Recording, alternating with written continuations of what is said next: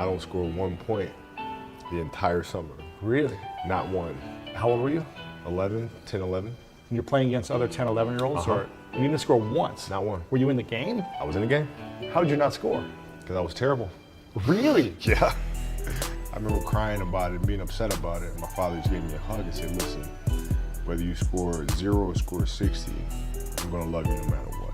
Wow. Now that is the most important thing that you can say to a child. Because from there, I was like, okay, that gives me all the confidence in the world to fail. I have the security there. But to hell with that, I'm scoring 60. Let's go. Right. And from there, I just went to work. I stayed with it. I kept practicing. When I came back the next summer, I was a little bit better. Yeah. It wasn't much, Right. but I scored. And this is 12, 13. 12, 13. And then 14 came around, back half of 13, 14 years old. And then I was just killing everyone. And it happened in 2 years. And I wasn't expecting it to happen in 2 years, but it did, because what I had to do was work on the basics and the fundamentals. While they relied on their athleticism and their natural ability. And because I stick to the fundamentals, it just caught up to them. So from 13, you're good, average still? I was good. And then about the end of my right when I was turning 14, I became the best player in the state. At 14? At 14. So from 12 to 14, you went from scoring 0 to being the best in the state of all ages. Yep. But it's simple. Like if you do the math on this, right? Like if you're thinking about how often kids are playing, right? I tell this to my daughter, my daughter's team as well that I coach. It's a simple thing of math. If you want to be a great player, if you play every single day, 2-3 hours, every single day, over the course of a year, how much better are you getting? Most kids will play maybe, an hour and a half, 2 days a week. Right. Do the math on that. It's It's not going to get it done. It's not going to get it done, right? So if you're obsessively training 2-3 hours every single day over a year, over 2 years, You're accelerating. you make quantum leaps, man. Show up every single day, do the work. And this guy is the best. You're the best player in the nation for anybody in high school. It feels good. It's great confidence, but you have to keep moving on. 'Cause I know a lot of guys who've been #1 in the past years, and it just fell off a cliff. So I have to keep working hard, and hopefully everything will work out. I'll be #1 in the future. You also said that you want to play against Michael Jordan before he retires. He's only got probably 3 or 4 more years left, so. I know he's an old guy. He's an old guy. But nah, that'd be something that I love to do because, I watched him growing up. And Michael Jordan is somebody that I've always looked up to and I want to play against. Rumors are flying all over that you're the one player here who's thinking seriously of making the transition right from the high school ranks to the professional ranks. How serious is that part of your decision? Well, it's definitely a possibility. I think I'd be foolish not to look into that. So obviously I'm going to take a look into it and see what my options are. So it's a possibility. Kobe Bryant, I have decided to skip college and take my talent to the NBA. Yeah. I take a cold hard look at the world now. Hold my hand out, got a plan now. I'ma help be the change cause I can now. Here I stand now, take my hand now. No pain, no gain, no shame. Work hard, play hard, okay. I think I get it now, don't wanna let them down. I'ma take the ground and speak my mind out loud. Here I go, proud of my notes. Teach them what I wrote, teach them all the hope. Keep them on the road to the dream. All I need is a team, build your own self-esteem. You can do anything, prove everything. Say what you mean and believe in your dream. Find that thing that you love, that you really wanna be. And don't give up till you've given absolutely everything. Yeah. Give me a chance now to prove that you're something. In your own head, all these thoughts you're confronting. We've all been there when you feel like you're nothing. Shut that shit down, crush those thoughts and just trust me. Confidence comes from preparation. When I prepare, I know what I'm capable of doing, I know what I'm comfortable doing, and I know what I'm not comfortable doing. So when the game's on the line, I'm not asking myself to do something that I haven't done thousands of times before. And so in those moments, if it looks like I'm ice cold or not nervous, it's because I've done it thousands of times before. And so it's one more time.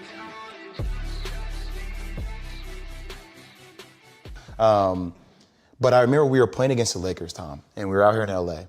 And, look, I always try to outwork people, right? That's just how I made my mark. So the game was at 7. I was like, you know what? I'm going to come to the Staples Center because we're playing. This is when the Lakers had Kobe and Shaq. Right. Okay, this is like the championship Lakers. was like, I'm gonna get there at 3 o'clock, and I wanna make sure I make 400 made shots before I go back into the room, and then I sit in the sauna and I get ready for the game. So, get in the car, get to the gym, get there, and as I'm walking onto the court, who do I see? I see Kobe Bryant, already working out. And I'm like, okay, it's kind of cool. It's Kobe. What's up, Kobe? And so I put my sneakers on, and do you ever get lost in what you do, where you end up like, wait, it's been an hour and a half. Like I'm here, I'm in it. So once I set my foot across that line, I started working out, and so I worked out for a good hour and a half. And when I came off after I was done, I sat down, and of course I still hear the ball bouncing. I look down, I'm like, this guy's still working out. He was working out for it looks like he was in a dead sweat when I got here. Right. And he's still going. And it's not like his moves are nonchalant or lazy. He's doing like game moves, right. I sit there and I unlace my shoes. I'm like, I want to see how long this goes. So I sit out there and watch another 25 minutes. And he got done. I was like, okay, I think I've seen enough. Go play, come back, get in the sauna, get ready for the game. That game, he drops 40 on us, Whoa. Okay? And after the game is over, I'm like, I have to ask this guy. Like, I have to understand, why he works like that. Right. So after the game is over, I'm like, hey, Kobe, why were you in the gym for so long? He's like, because I saw you come in, and I wanted you to know that it doesn't matter how hard you work, that I'm willing to work harder than you. Wow. And he's like, there's nothing wrong with that. Like, I'm not saying I dislike you as a person. You inspired me to be better. Right. And it was the first time I started to see this level of competitiveness where I said, I need to start doing more. Right. Wow. My philosophy was a very simple one. And this is where I think film plays a big part of my life. Rudy was one of my favorite films growing up. Right? And if you guys haven't seen Rudy, I suggest you watch Rudy. After watching that film, I come to understand if I could work that hard every day, with being blessed with the physical tools that I have, what would my career be? And I made a promise to myself from that day that I was going to work that hard every single day, so that when I do retire, I have no regrets. And that was the most important thing for me, is to leave no stone unturned, get better every single day. And if I lived that way, then over time, I'd have something that was beautiful. But that was my philosophy. It seems like a pretty simple one, but if you live your life to just get better every single day, do that for 20 years, what do you have? And if you got to get up every single morning and remind yourself how hard you need to work, you probably need to choose a different profession, because that shouldn't be there. I wake up in the morning excited to get to it. If I'm not training, I'm missing it. If I'm not watching a game of basketball, I miss it. There's no place I'd rather be. And if you have that feeling, then you're truly doing what God has put you on this earth to do. Like you said, I'm going to get up at 4. Everybody's get up at 6. If everybody's going to get up at 4, I'm going to get up at 2. Right. Right. How do you develop that, or where do you learn that from? Well, I think it's just it's just a matter of what's important to you, and what's important to you for whatever reason. I felt like I didn't feel good about myself if I wasn't doing everything I could to be the best version of myself. If I felt like I left anything on the table, it would eat away at me. I wouldn't be able to look myself in the mirror. Right? So the reason why I can retire now and be completely comfortable about it, because I know that I've done everything I could to be the best basketball player I could be. And so that's where it comes from for me. You can't leave any stone unturned. You're going to show up to play, and you're going to lollygag through this scrimmage, through this drill. I'm going to beat you. I'm going to let you know I beat you. I'm going to want you to reconsider your professional life choice. If your job is to try to be the best basketball player you can be, right? To do that, you have to practice, you have to train, right? You want to train as much as you can, as often as you can. So if you get up at 10 in the morning, train for 2 hours, 12 to 2, you have to let your body recover. So you eat, recover, whatever. You get back out, you train, start training again at 6. Train from 6 to 8, right? And now you go home, you shower, you eat dinner, you go to bed, you wake up, you do it again, right? Those are 2 sessions. Right? Now imagine you wake up at 3, you train at 4, you go 4 to 6, come home, breakfast, relax, so, blah, blah, blah. Now you're back at it again, 9 to 11, right? You relax, and now all of a sudden you're back at it again, 2 to 4, and now you're back at it again, 7 to 9. Look how much more training I have done by simply starting at 4, right? And so now you do that, and as the years go on, the separation that you have with your competitors and your peers just grows larger and larger and larger and larger and larger. And by year 5 or 6, doesn't matter what kind of work they do in the summer, they're never going to catch up because they're 5 years behind. Right? So it makes sense to get up and start your day early because you can get more work in. Is that genetic? Or is that something you ingrained and trained yourself? No, it was Who just, taught you that? For me, it was just common sense. Like I can if I start earlier, I can train more hours, and I know the other guys aren't doing it because I know what their training schedule is. Right? So I know if I do this consistently over time, the gap's just going to widen and widen and widen and widen and widen, and they won't be able to get that back. So to me, it was just common sense. I'm like thinking, how can I get an advantage? Oh, start earlier. Yeah, let's do that. When did you start doing that? High school. We start. My first class in high school was 7:45. I used to get to the gym around 5 a.m. and I'd play before school. You know, the idea is a very simple one, and you know, the Mamba mentality simply means trying to be the best version of yourself. That's what the mentality means. It means every day, you know, you're trying to become better. And it's a constant quest. It's an infinite quest. So starting at the age of 2, when I first started playing the game, and on and on and on, I always ask questions. I always try to get better every single day, learn more. What does losing feel like to you? It's exciting. Why is it exciting? Because it means you have different ways to get better. There's certain things that you can figure out, that you can take advantage of, right? Certain weaknesses that were exposed that you need to shore up, right? So it was exciting. I mean, it sucks to lose. Right. But at the same time, there are answers there if you just look at them.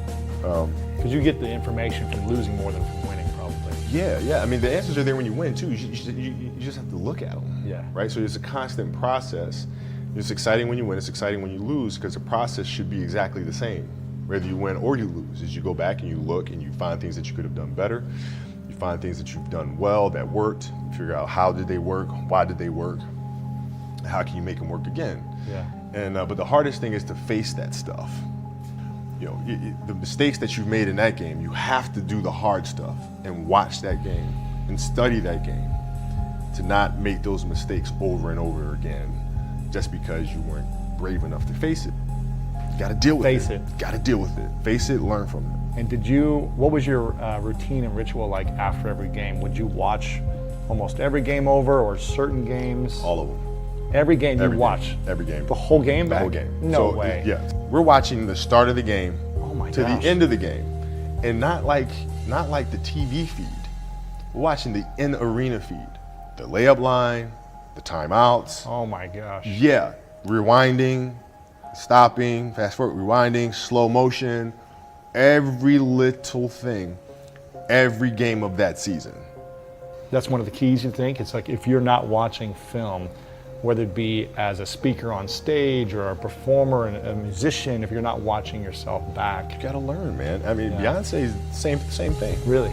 After a performance, she's immediately on her laptop rewatching the performance. No way. Yes, seeing how to do things better.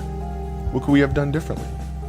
Right? I mean, it's an obsessiveness that comes along with it. You want things to be as perfect as they can be, understanding that nothing is ever perfect. But the challenge is try to get them as perfect as they can be. And what can you do? It's in your control. So control what you can. I can watch film all day long. It's going to help me Get better. Yes. I played a lot of different sports, but nothing brought me the sense of peace and of escape, you know, that the game of basketball did. You know, the smell of like brand new sneakers and like the sound the ball makes when it hits the ground, and the ball going through the net, like all those things I love.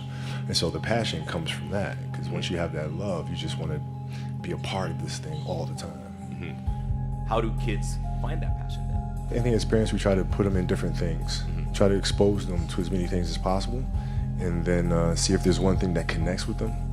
You know, because if it does, you don't have to tell them to do it. You know, whether it's writing or painting or drawing, you know, if they have that passion, you don't have to tell them. They'll go off and do it because it's just fun. They'd rather do that than anything else. What does that mean to be fearless? Why is that such an important part of the Mamba mentality? Well, man, because I think the greatest fear that we face is ourselves. Actually, I think it's not anything that's external or anything that's superficial. I think the greatest fear you face is yourself, because we all have dreams, and it's very scary sometimes to accept the dream that you have, and it's scarier still to say, okay, I want that, because you're afraid that if you put your heart and soul into it and you fail, then how are you going to feel about yourself, right? So being fearless means putting yourself out there and going for it, no matter what. Go for it, not for anybody else, but for yourself. When you got to the league, you were 18. Did you have any fears? Yeah, I mean, I had fears that everybody was going to be right. I made a poor choice, poor decision. Jump from high school to the NBA. And I wasn't going to amount to anything. So that was always in the back of my mind, for sure. The way we approach the game, the same way we approach life. You do the right thing. You make the right play. Make the right play. And in life, it's the same thing. What do you feel in your heart is the right thing to do? And you do that. It seems so simple, but sometimes the simplest things are the hardest things to do. Dance beautifully in the box that you are comfortable dancing in. So like everybody's box is different. My box was to be extremely ambitious within the sport of basketball. Your box is different than mine, right? Every kid here has their own box, but it doesn't mean that your box isn't as beautiful as mine, right? Everybody has their own. It's your job to try to perfect it and make it as beautiful of a canvas as you can make it. And if you have done that, then you have lived a successful life. You have lived with Mamba mentality. Right? So it doesn't mean you have to go out here and do all of these crazy things. I'll have to be like this person or that person. No, what are you comfortable being? What is it that you want to do with your life? And once you have that, then you try to live it to the best of your ability. Every kid, every person has the ability to put one foot in front of the other. One step at a time. Right? So like if you're saying, okay, I'm going to climb Mount Everest, you're at the bottom of the mountain and you look up and you're going, I'm not going to climb Mount Everest, right? But if you break it down into sections and you just one foot in front of the other, one step at a time, next thing you know, you're at the top of the mountain. I just looked at it as I want to be one of the best basketball players who've ever played. That's the end goal. Okay, how do I get there? How do I get there? And every decision I made in my life was centered around the process of helping me eventually get there. You know what I'm saying? So I had that purpose, and once I had that purpose, every decision that I made was centered around that purpose. You look back upon it now, where do you see yourself? Did you do everything you wanted to do? Did you become the best basketball player? What my goal is changed drastically as I got older. So like as a kid, I said I want to be the best ever. Right? And now you go through your life and everything you do is try to be the best ever, be the best ever, be the best ever. And as you get older, you start understanding that those things are very superficial things. Right? And everybody has a different opinion about it. No matter what you do, I can win 20 championships. There's always an opinion on who's the best. Everybody has different opinions. And so I started really kind of understanding maybe that's not the important thing. Maybe the important thing is to, how do we as a team grow? How do I help my teammates be better? So that was the first change for me. And then as I got older still, it became more about how are you inspiring others, right, to find themselves. That is the ultimate championship. So won 5 championships, that's great. Another team won a championship this year. Team's gonna win a championship next year. Those things come and they go. But what stays is how do you use your passion to inspire somebody else to create their passion? And then how can they pass that on to the next person? That is true success.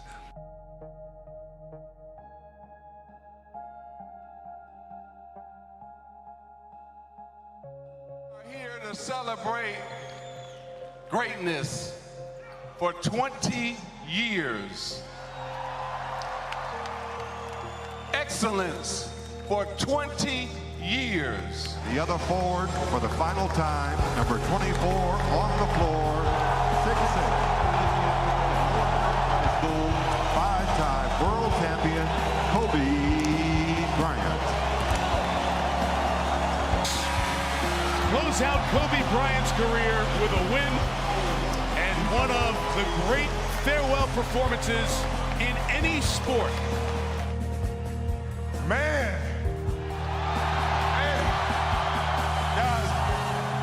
You know, it's, I can't believe how fast 20 years went by. I mean, this is crazy. No words can describe how I feel about you guys. And thank you from the bottom of my heart. God, I love you guys. And I love you guys. And Mamba out.